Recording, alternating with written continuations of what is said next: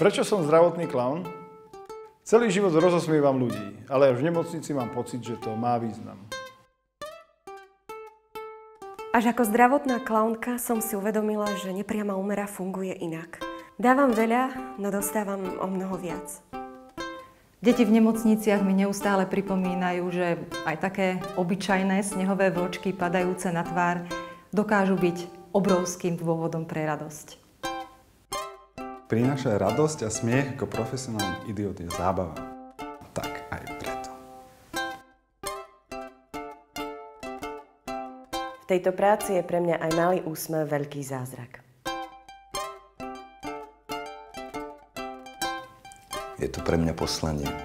Motor, čo ma stále ženie vpred. Pretože to milujem.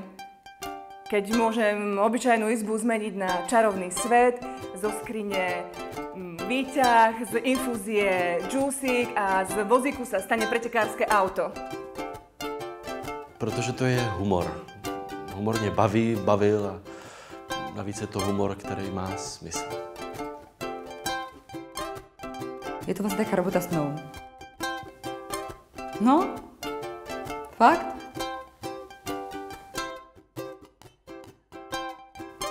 Lebo ma to baví, lebo ma to naplňa a pomáha to deťom.